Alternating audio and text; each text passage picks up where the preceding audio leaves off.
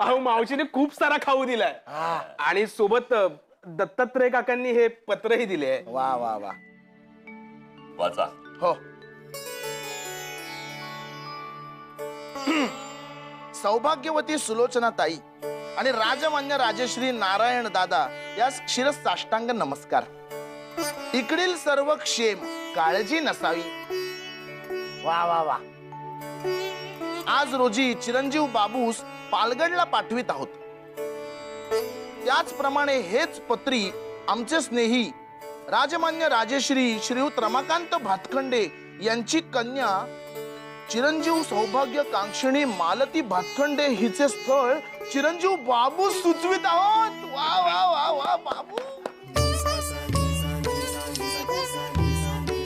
अगो बाई, बाबू दत्तात्रय पंतांवर बरीच छाप पडलेली दिसते. अरे वा वा वा वा, उत्तम योग. चला देवा पुढे गोड खोबरं ठेवा आणि सगळ्यांची तोंडे गोड करा. हो हो. छान छान छान. आता बाबू आणि नानू या दोघांचा शुभ विवाह एकाच मंडपात उरकून टाकू. हो हो हो काका, हे अगदी उत्तमच जुळून आले हो. बाबू तू म्हणजे झेंडाच रोवून आलास की रे. खरेच खरेच फार छान झाले म्हणायचे. नीलांबरी येऊ शकणार नाही, तिचं बाळ तान्हे आहे ना अजून. ती असती तर आनंद द्विगुणित झाला असता. हो ते सर्व ठीक आहे, पण या नाटकातले मुख्य पात्र बाबू नानूचा बाप तो चिडका नारायण रुसून बसलाय, त्याचे काय? आम्ही आलो, आम्ही आलो.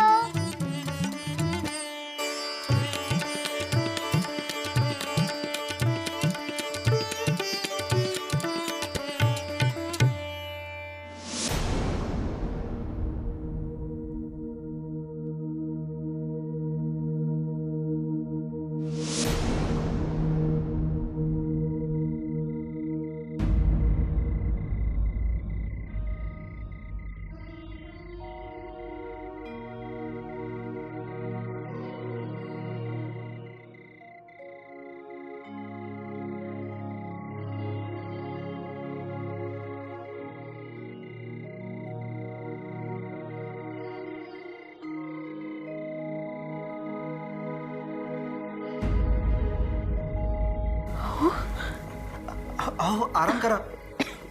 नाही ठीक आहे.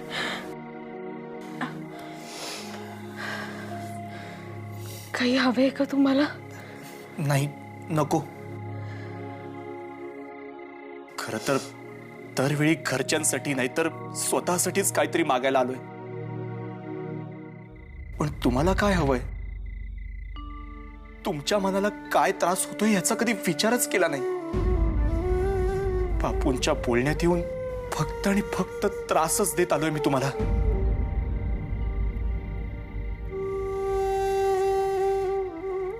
बापूंच्या बोलण्यात येऊन तुमच्या तब्येतीकडे दुर्लक्ष केले. राधे, मी तुझी कधी साधी विचारपूस देखील केली नाही ग. उलट तू आजारी असताना तुझ्यावर डाफरत राहिलो,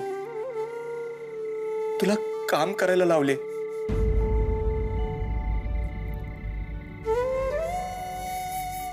भित्रेपणाने आंधळ्यासारखा वागलो, बापूंचा गुलाम असल्यासारखा वागलो.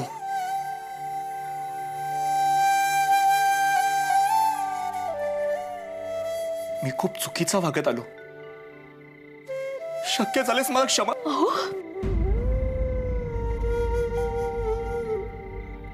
नका नका असे बोल.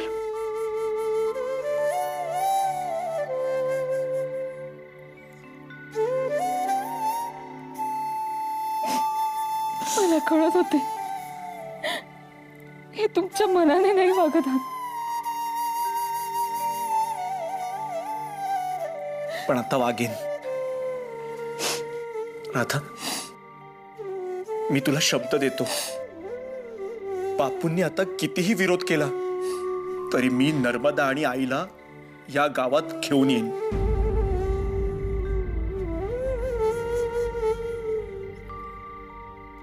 मला जे योग्य वाटतंय ते मी न घाबरता करेन.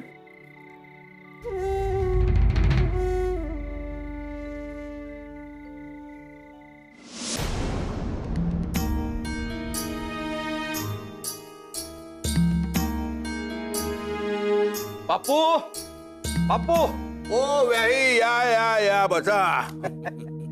वा कानाला अगदी गोड वाटतात हे शब्द. सुमनच्या लग्नाची आशाच सोडली होती मी.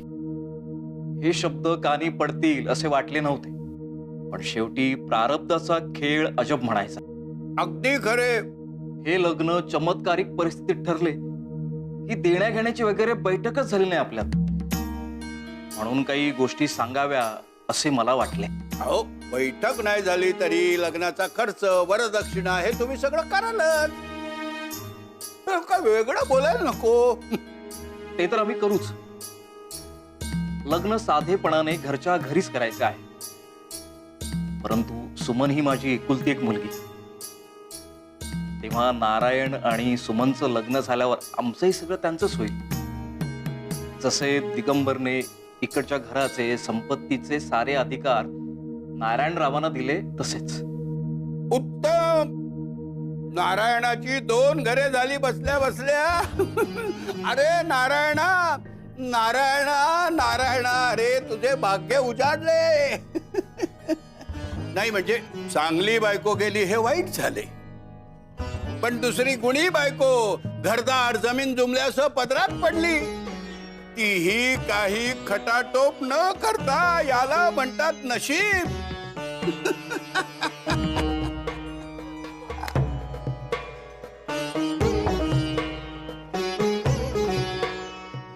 मी कोणताही विचार करण्याच्या मनस्थितीत नाहीये बापू.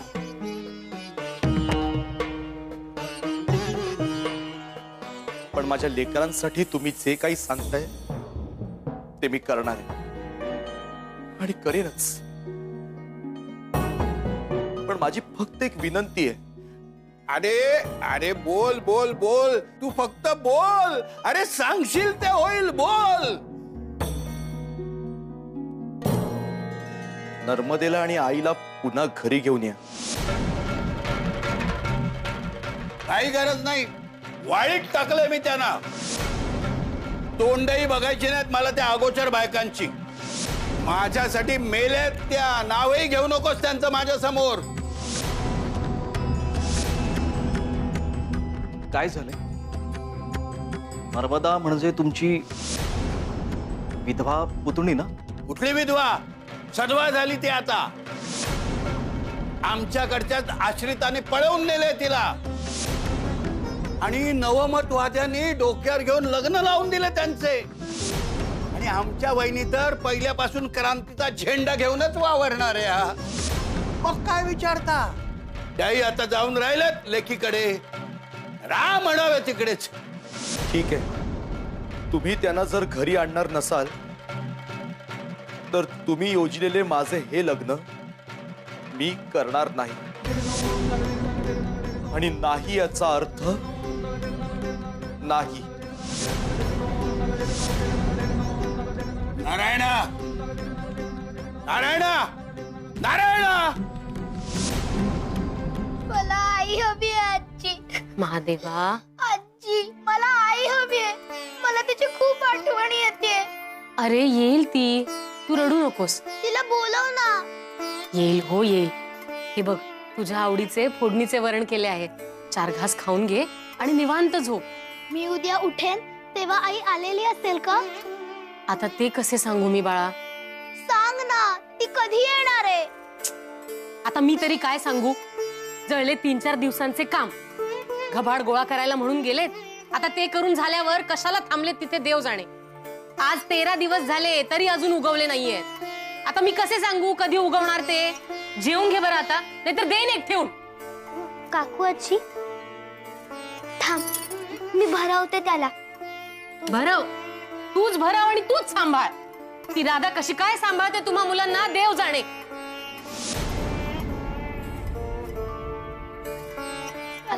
हवी. अरे महादेवा, आधी खाऊन घे पाहू. अरे पोट रिकामे असले की आपल्या डोक्यात भूत शिरते आणि आपण काहीही बनवतो. खरेच? हो, घे आधी खाऊन घे पाहू. हो हो.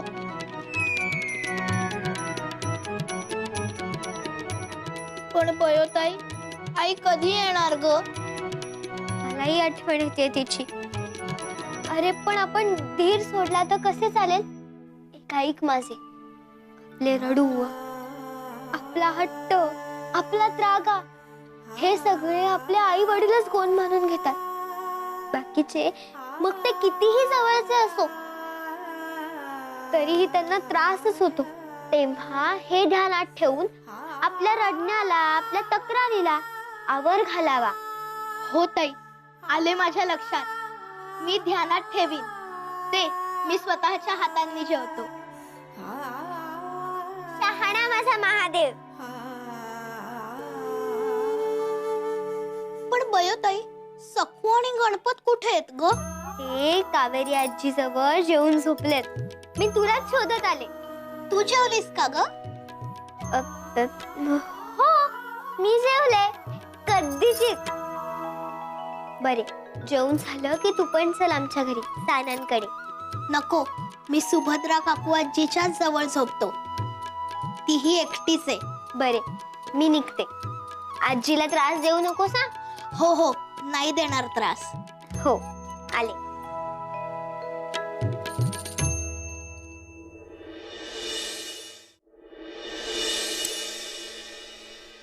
हाताची जुळवूळ बंद करा. काही तोड निघते का ते पहा. बापू, मला वाटते नारायणरावांचे म्हणणे रास्त आहे. अहो, काही डोके फिरले की काय तुमचे? व्यवहार्य विचार केला तर नक्की पटेल तुम्हाला. ते कसे काय? मी काय म्हणतो बापू, आमची सुमन तशी गुणी आहे, पण तुमच्या घरी नौकी असेल, त्यात नारायणरावांची 4 मुलं पदरात, त्यांना सांभाळून स्वयंपाक पाणी घर हे सगळं सांभाळायचं म्हणजे तारांबळ उडेल तिची. तुमच्याकडचे वळण लावायला, समजवायला नारायणरावांची आई म्हणजे तुमच्या वहिनी असत्या तर बरं झाले असते. कशाला? तुमच्या लेकीला सासूरवास करायला? राधेकडून ऐकले आहे की त्यांनी तिला कधीच सासूरवास केला नाही, उलट सांभाळूनच घेतले नेहमी. बाय नारायणराव त्यांच्या मतावर ठाम आहेत. रुक्मिणी वहिनी आणि नर्मदाताईनं आणलं नाही तर हे लग्न होणं शक्य नाही. पहा, नफा नुकसानीचा विचार केला तर त्या दोघींना मानाने घरी आणणं श्रेयस्कर.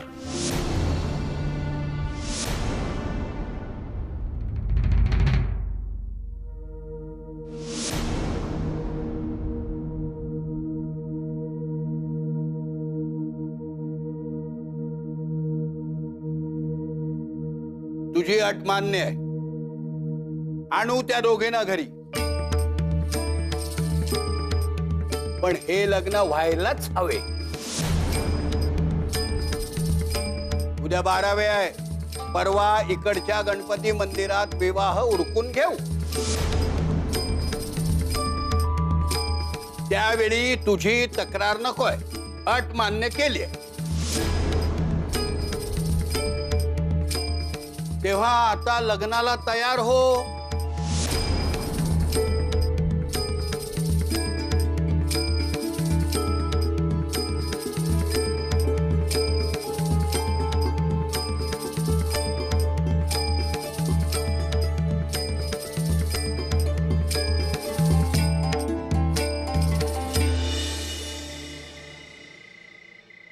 अहो, मी आता तुमच्याच घरी येणार होतो.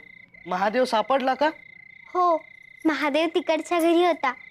आईच्या आठवणीने रडवेला झाला होता. जेवतही नव्हता. आईची आठवण आली की होते असे. पण आईने किती वेळ लावला यायला. मला काळजी वाटू लागली आईची. तुम्ही फार विचार करू नका. बरे, तुमचे जेवण झाले आहे ना तिकडच्या घरी? नाही, मला भूक लागली आहे. मला खूप म्हणजे खूप भूक लागली आहे. अरे देवा, काय झाले? अहो घरचे सगळे निजलेत आता आणि स्वयंपाकघरात काही शिल्लक असेल का मला ठाऊक नाही. आहो आहो आहो तुम्ही रडू नका. आपण पाहूया काही आहे का स्वयंपाकघरात. हा चला.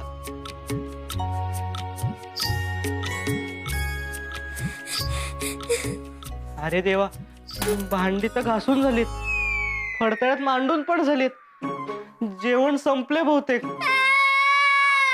आहो आहो तुम्ही रडू नका, थांबा.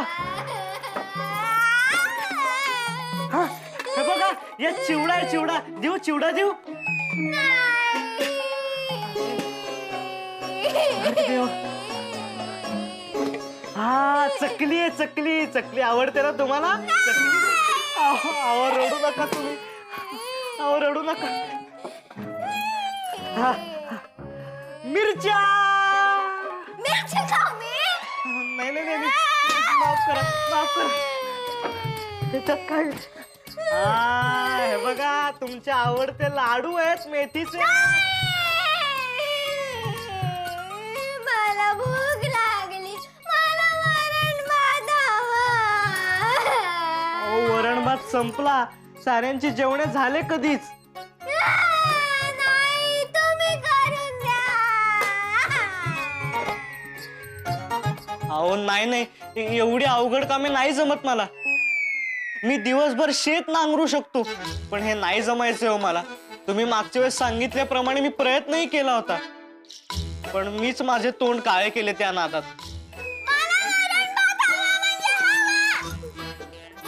अहो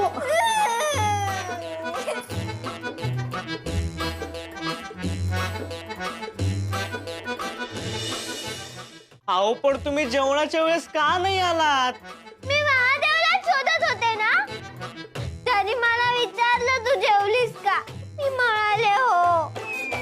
का तर इथले माझ्यासाठी केलेलं जेवण फुकट नको द्यायला म्हणून. मला भूक लागली. अहो आता मी काय करू? तुम्ही मध्येच आजीबाईंसारख्या वागता, नाहीतर मध्येच चकू सारख्या वागता.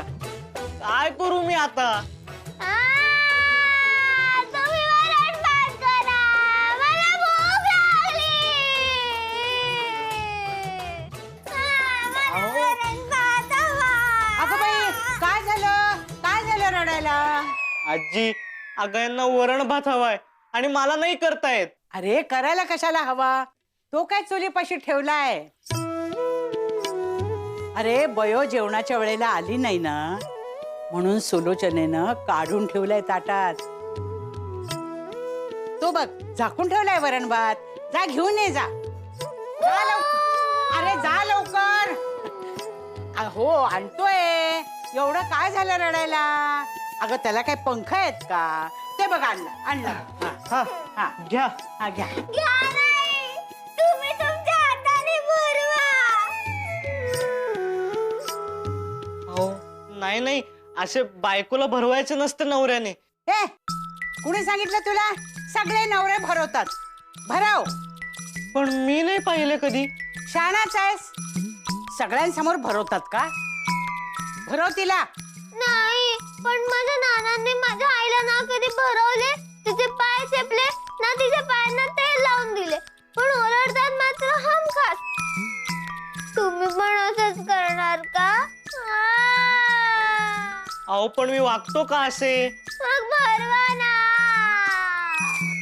माझ्या अंगात त्राण नाहीये भुकेने.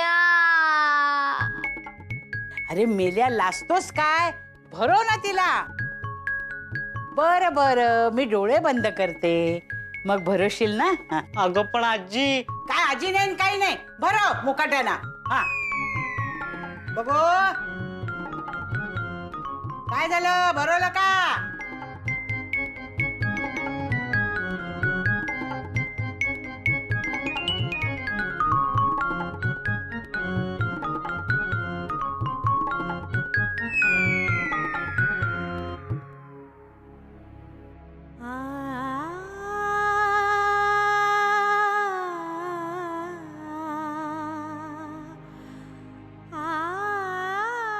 अशीच माया राहू दे हा जन्मभर.